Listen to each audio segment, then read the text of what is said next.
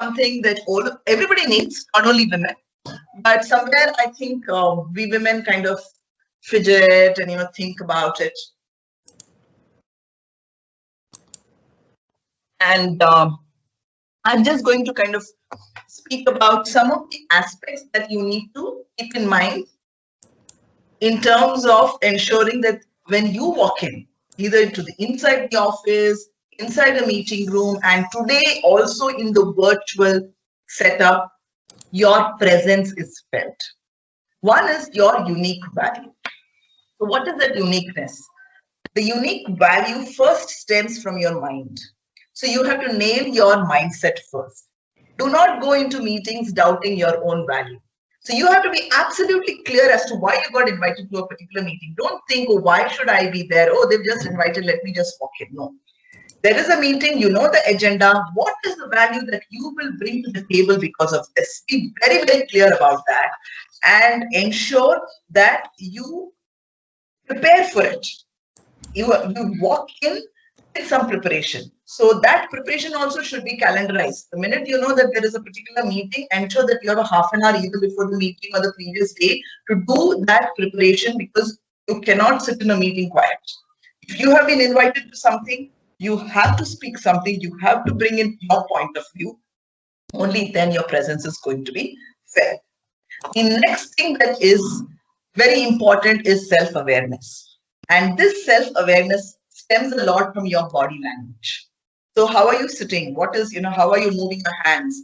Are you, really, a person who's kind of, moving hands all over, or it's kind of, sitting and very calmly, taking in people around you. And, when you are also contributing to the discussion, are you in a calm frame of mind, or you're really kind of anxious, or are you wanting to prove your point, you kind of speaking at a very shrill tone? So self awareness is very important. Body language, one is the spoken language. There is also the visual language, which comes from your body, which comes from the eye contact you're making. Are you really looking at people and speaking? And today in the virtual meetings, it is all the more important. Looking into the camera, or you've kind of muted yourself, or you've kind of put your video off and looking somewhere and talking is not going to create any kind of a presence. So it is absolutely important. And actually, off late, we are getting a lot of inquiries to do sessions on how to build executive presence in a virtual environment, because people are struggling here. So you have to look as if you can handle anything. And you will be able to handle anything. First is that, in your head, you should be clear about it. And then in your, appearance, you should be like that. And then you will be able to do it. The third is speak up. Wherever you are, if you have a point of view, if you want to raise a question, if you want to, say this is not going to work, speak up. What's the worst that can happen? Right? Especially when, as you grow senior and the number of women, around the table are going to become lesser and lesser. Sometimes you'll be the only woman in the room. It becomes even more harder for you to kind of, put the point across. Most of the times you will be sidelined, you will not be allowed to talk, or if you speak also, nobody is going to listen to you. But still, you must speak up. You must put your point of view. And in most meetings that I have been part of, what happens is, okay, you've spoken something, people have not bothered to listen. After 10 minutes, another man will say the same thing. Okay? Use that opportunity. Don't let it go. Tell that person, hey, 10 minutes ago, I was talking about the same thing and, nobody listened to me. Glad you brought up this point again. I want to, continue. Let me allow me to finish it. But please do speak up. Very, very important. While I say speak up, there is also something called as power of silence. When you speak, if you're going to speak 10 minutes non-stop, nothing is going to be achieved with that. So because you're doing a preparation before the meeting, and most of the meetings I think are going to be calendarized and you will know what is the agenda and all of that. There might be some which kind of randomly get called. There could be war room meetings where there is no, earlier escalation meetings. And of course, that's a different kind of a thing. But even there, please go with, enough material, enough ammunition to kind of, present your point of view. But power of silence is that in your preparation, you should know how to break down what you're talking and give pauses. You cannot pause it after every sentence. Then, you've lost the plot. People are not going to be listening to you. But after, say a kind of a logical end to something that you're speaking, give a pause. This pause is very, very important because it allows the listener digest the information that is coming. And it allows you to use that 3-4 seconds of pause to go around the table and see how are others reacting to this. So very important in virtual setups is ensure that you ask people to be on camera, especially in meetings where you want to get other people's opinions. It is not only the verbal, the body language that it will also give away a lot of things, and that is the when you can actually negotiate. What you speak and what the other person tells you is one part of it, but what you observe of the others is what is going to help you negotiate, especially when you want to prove a point and get your case across. So silence is also important. Know when to put that pause, get that silence, and then move on from that.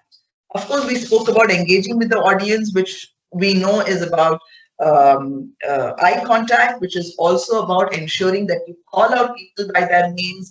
You ask if somebody is not contributing to the discussion, then you ask that person, hey, do you have a point of view? Is there something you would like to say? What do you think about it?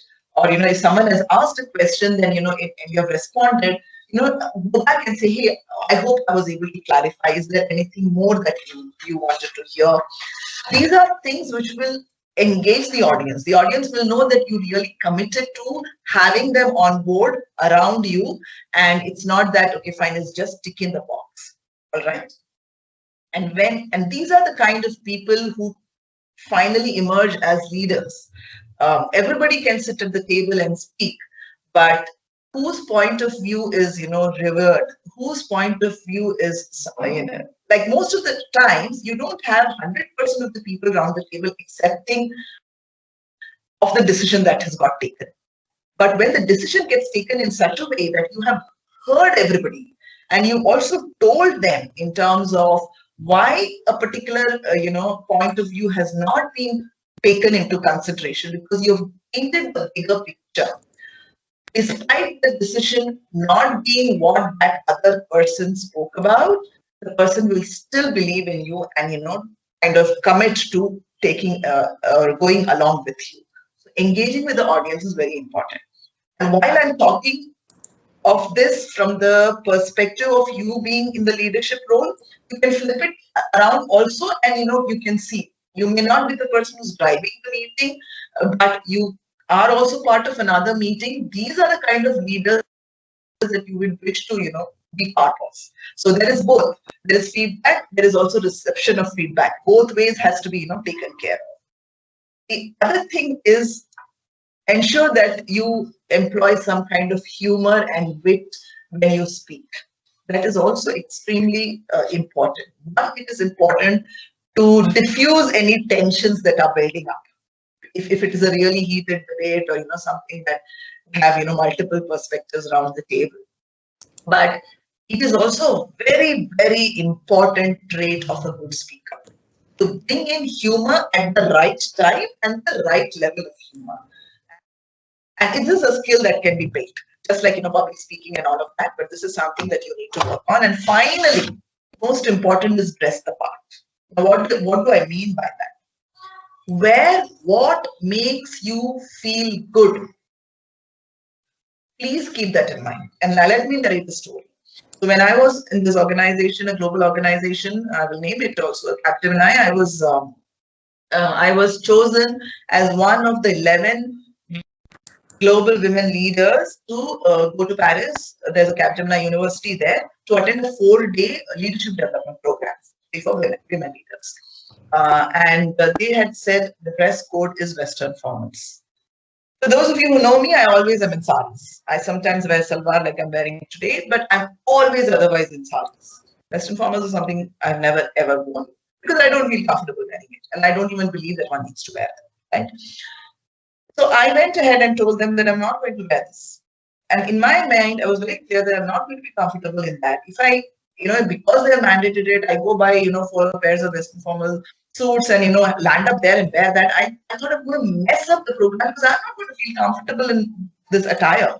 I very clearly told them I'm not going to be wearing that. I was okay in case they told me that they will not, allow me to travel for this program if I did not comply to that. I was okay with that. I said I'm not going to be wearing that. The coordinator called me up and said, what is it that what is it that you would be okay wearing? And I said, I will wear salwars and come. And she said, okay, perfectly fine, as long as you wear some muted colors, which I was okay with. So from India, most of us, love the colors, the red and the orange and all. And I took the point that, most of the time these kind of formal wears are more in black and white, gray and beige. And I said, okay, I'll buy these kind of salwars and come, but I will be in salwars. Landed there, we were 11 of us, 4 Indians, including me. The rest were from US, UK, and there was one lady from Japan. Only the other 3 Indian ladies wore the Western formals, which could be the pantsuit or it could be the skirt suit. The ones who had come from other countries, they either they might have worn full-length pants, but it wasn't the formal kind, or they may have worn skirts, but it was a nice flowy skirt. So they wore what they were comfortable in, and what kind of gave them grace to be part of a program like this. It was only us, the 3 Indian ladies, who complied and maybe bought and shopped and were trying their best to kind of feel good about it. So please wear what makes you feel good. But of course, there are norms, so don't, you have to ensure that, it is kind of within those norms. But assert your individuality through your choice of dress. Extremely important. So for people who know me, they will always remember Neerja as someone who's in a sari with this, bindi and, hair tied up like this. Doesn't matter, but that's me. And I have managed to build my presence through that. So that is also equally important. Work matters, perceptions don't, and I will say no. While work matters, perceptions also matter. And again, I will give you a story about that. So when my daughter was born, I told you after 10 months is when I got back to work. Very clearly, I had told that I'm going to take on projects which will finish at 6. Like I don't have to stretch beyond 6. And those days we didn't have work from home. So if there was stretch, then I had to be at the office. And I refused to do that. So 9 to 6. 6 back home. I wouldn't go for any get-togethers after 6. If customers were visiting, I wouldn't go for an evening dinner or anything like that, because I wanted to be at home after 6. At least in the evenings, I wanted to be with my daughter.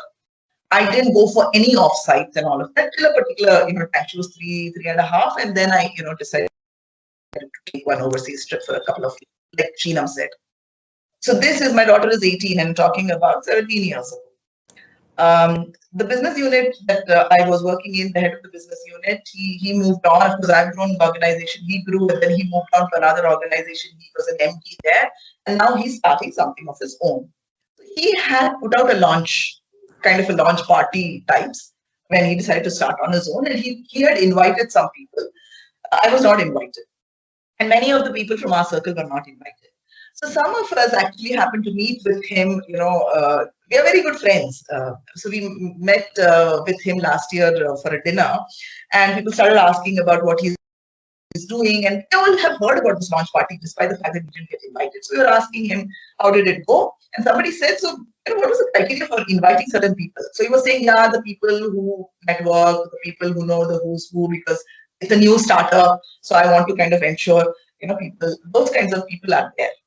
Somebody said, why did you invite Neerja? Because she's kind of well networked. She goes to so many events and she's giving talks in so many places. And he said, well, Neerja never goes for anything late evening.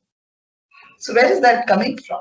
It's coming from 2002 when my daughter was born, 2003 when I went back to work, or 2020. But that perception has not changed despite the fact that, I have done tons of things after that. Perceptions matter. So it is extremely important for you to build the kind of presence